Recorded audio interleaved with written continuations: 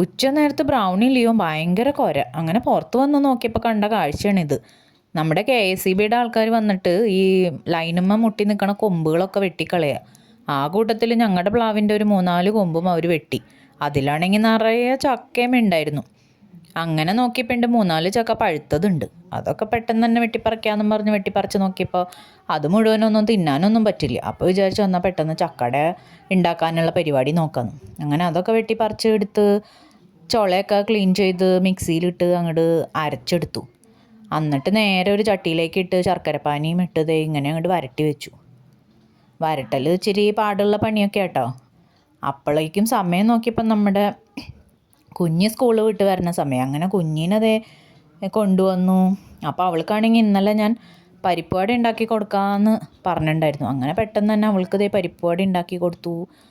പിന്നെ കൂടെ ഒരു ചായയും. ചില ദിവസങ്ങളിൽ മാത്രം കേട്ടോ കക്ഷി ചായ കുടിക്കുകയുള്ളൂ, അത് ചോദിച്ചിട്ടേ ഉണ്ടാക്കുകയുള്ളൂ.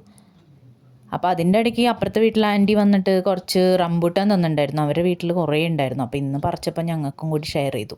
അപ്പോൾ കുഞ്ഞ് അതൊക്കെ എടുത്ത് വെച്ച് തിന്നണ കാഴ്ചയാണ് കാണുന്നത്. പിന്നെ അത് കഴിഞ്ഞപ്പോഴാണ് ഓർത്തേ നേരത്തെ ചക്ക വരട്ടിയത് സെറ്റാക്കി വെച്ചില്ലല്ലോ. അപ്പോൾ അതിൽ കുറച്ച് ഗോതമ്പ് പൊടി ഇട്ടിട്ട് അവിടെ ഉണ്ടാക്കാറ്, അതാണ് എല്ലാവർക്കും ഇഷ്ടം. അങ്ങനെ അതിൽ കുറച്ച് ചുക്കുപൊടിയും പിന്നെ ജീരകവും ഏലക്കായൊക്കെ നേരത്തെ ഞാൻ ചേർത്തിട്ടുണ്ടായിരുന്നു കേട്ടോ. അതെല്ലാം കൂടിയിട്ട് കുഴച്ച് വെച്ചു.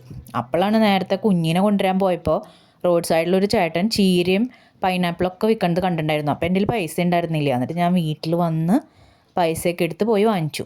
അപ്പോൾ ശരിക്കും പറഞ്ഞാൽ ചീരയൊക്കെ നമ്മുടെ വീട്ടിൽ നട്ടുണ്ടാക്കിയിട്ടുണ്ടായിരുന്നു. ഇപ്പോൾ ഈ മഴ കാരണം ചീരയൊക്കെ ഗ്രോത്ത് ഇല്ല. ഇനി മഴ കഴിഞ്ഞിട്ട് വേണം ഇനി അടുത്തതായിട്ട് ആദ്യം നടാനായിട്ട്. അങ്ങനെ ചീരയും പൊക്കി പിടിച്ച് പോണ കാഴ്ചയാണ് കാണുന്നത്. അത് കഴിഞ്ഞ് തിരിച്ച് വീട്ടിൽ വന്നപ്പോഴേക്കും അമ്മ എല്ലാം അടയൊക്കെ പരത്തി വേവിക്കാൻ വേണ്ടി അടുപ്പത്ത് വെച്ചിട്ടുണ്ടായിരുന്നു. കുറച്ചട വഴനയിലും കൂടി പരത്തിയിട്ടുണ്ടായിരുന്നു കേട്ടോ. അതിനൊരു പ്രത്യേക സ്മെല്ലും ടേസ്റ്റൊക്കെ ആണല്ലോ. അപ്പം ഞങ്ങളുടെ ചക്കട റെഡിയായി. അപ്പം ഞങ്ങൾ ചക്കട തിന്നട്ടെ. വീഡിയോ ഇഷ്ടമായെങ്കിൽ സബ്സ്ക്രൈബ് ചെയ്ത് കൂടെ കൂടിക്കോട്ടോ.